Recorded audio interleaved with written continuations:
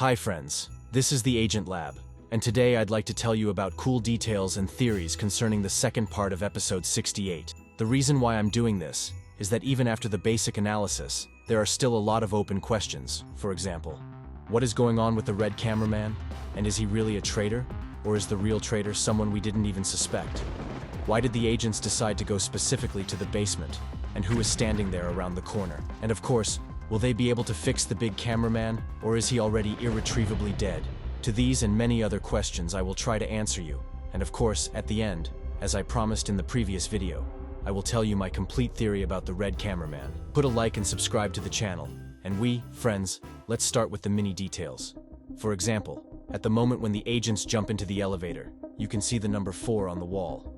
It's not hard to guess that it means the floor the agents are on. If we remember the previous 67 episode, as well as one part of 68 episode, it's no secret that these episodes take place almost simultaneously. And so from that point to this one, it was only 1 or 2 minutes. In such a small amount of time, I don't think the agents could have had time to get on the elevator and get to the 4th floor. This in turn means that Skibidi's lab is like an iceberg, and from the outside we see only its top, although in fact there are 3 more floors under it. That is, the 4th floor is basically the 1st floor, but where they went down to is not even a basement. In fact, they reached the very bottom. And if you translate the floors into meters, taking into account the height of the ceilings with the ratio of the height of the agents, it is about 12 meters underground, which, you'll agree, already sounds a bit promising.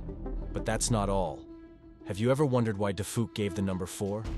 I have one theory. The first theory is a bit creepy. As you know, the number 4 is associated with death in some cultures, especially in China, for the reason that in Chinese 4 is pronounced as death.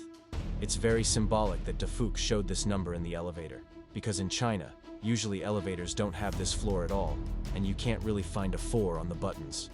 Also, which is also symbolic, it was on this floor that the big cameraman died. Now, I want to tell you about the TV man who broadcasts everything we saw in Agent Part 2. Why did he, after all, not decide to teleport himself, but decided only to show what is happening there through his screen? What is the real reason behind this action of his? Also, what actually caused Plunger's camera to start glitching? TV man, as we remember from episode 67, turned down the agent and decided to only show the lab through Plunger's eyes. And Plunger, in turn, glitched at this point and produced some errors. Note that the camera started malfunctioning when he moved towards the gate, and the error captions appeared after he poked his head outside the gate. It's likely that this is where Defuk put sensors in the Skibidi Toilet lab, and when any camera starts recording what's going on outside the gate, the system recognizes it immediately and hacks the agent. Most likely the same sensors are also against the teleporters, so that when any TV man appears on the territory of the toilet's Skibidi, an emergency situation will automatically start and the alarm will be triggered. That's why the TV man didn't take any chances and decided to just show through the screen. What's interesting is that even after the camera error at Plunger's, we as viewers saw what was going on, and it would seem like what a mistake if everything was working as it was. Yes, of course we saw the interference, but I don't think that's the whole picture. Given that Dafuk can already project himself right in front of the cameraman, I think he can also completely change any detail, creating an illusion and showing what he wants, thus hiding details that should not be shown to the agents. For example, Dafuk himself may have been standing here, but through his Photoshop hack, he just changed the picture, and all we see here is his trademark green glow. Thus another detail is revealed. What if Dafuk managed to completely hack the red cameraman? And not only can he project anything in front of his eyes, but he can actually control and do whatever he wants with it. Essentially, this means that the red cameraman is a puppet in the hands of an evil version of Defuk. In addition, I wanted to tell you about the big cameraman. I didn't find this information, but I thought I'd show you because I thought it was a really cool detail. It turns out that this scene with the death of the big cameraman was a reference to the game Titanfall 2, where an agent-like robot before dying gives the player a device with which we must survive. Literally, in this game he says, "This is your chance to survive." I want to remind you that at the moment in the team of agents that are inside the lab, there are 3 speakermen and 7 cameramen, and only the Plunger has a lens against radiation. Well, in the case of the speakermen, we know that they are not afraid of radiation.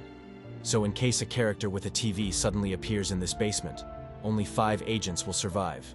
2 twin speakers, 1 black speaker, and a plunger, since he has a lens.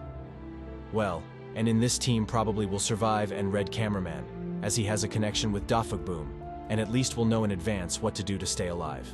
So out of 10 agents, only 5 will survive in episode 69. Let me say right away that this is just my opinion, and unfortunately, I have no proof that this will be the case. So I suggest you to write in the comments, what do you think about it? How many agents will survive in the next 69 episode? You probably won't be surprised, but this is not all the theories and details I want to tell you about. So put a like and subscribe to the channel. It will speed up the release of the next video. Thanks for watching, bye-bye, and good luck to everyone.